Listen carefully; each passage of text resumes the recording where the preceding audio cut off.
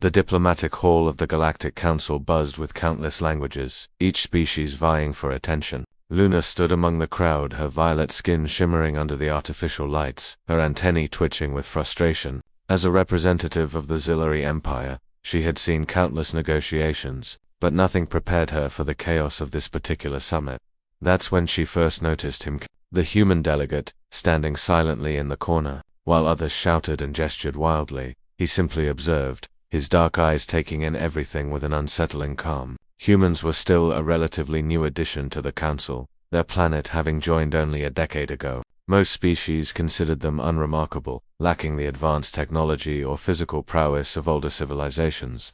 "You don't speak much," Luna had commented during a recess. Approaching him out of curiosity, Cameron turned to her, offering a slight smile. "I find that listening reveals more than talking." That simple interaction sparked something unexpected. Over the following months, Luna found herself drawn to Cameron's quiet presence. Where others saw weakness in his silence, she discovered depth. Where they saw an unremarkable species, she found mystery. Against all galactic customs and her family's protests, Luna married the silent human.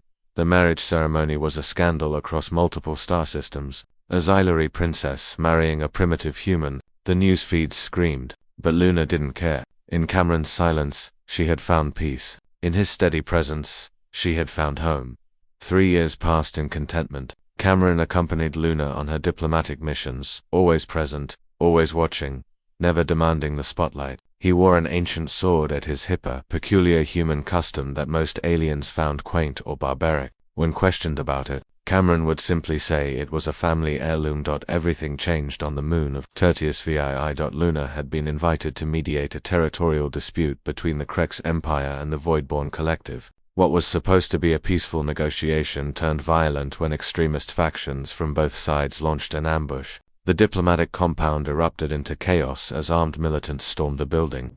"Luna, run!" her security chief screamed as plasma bolts seared through the air. She stumbled backward, watching in horror as her guards fell one by one. The attackers were too many. This was an execution, not an ambush. Someone wanted all the mediators dead.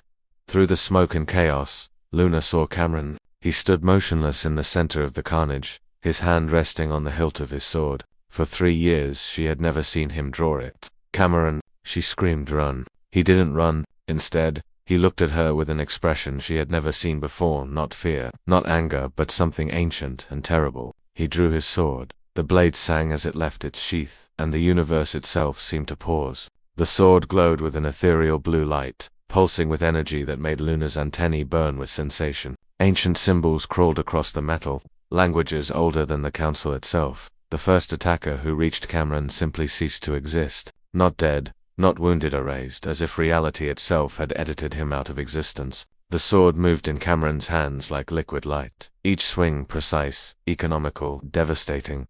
Luna watched in stunned disbelief as her silent husband transformed into something else entirely. He moved through the attackers like death incarnate, the sword humming with power that registered on every species. Sensory organs as fundamentally wrong or fundamentally right. A Krex warrior, 3 times Cameron's size and covered in battle armor, charged with a plasma cannon. Cameron's sword cut through both the energy blast and the warrior in a single fluid motion. The very laws of physics seemed to bend around the blade. What is he?" Luna's security chief whispered beside her, equally transfixed. Within minutes, it was over. 40 armed militants lay unconscious or disabled. Cameron had killed none of them. The sword's blue glow faded as he sheathed it, and once again, he was just Cameron, the quiet human who preferred listening to talking.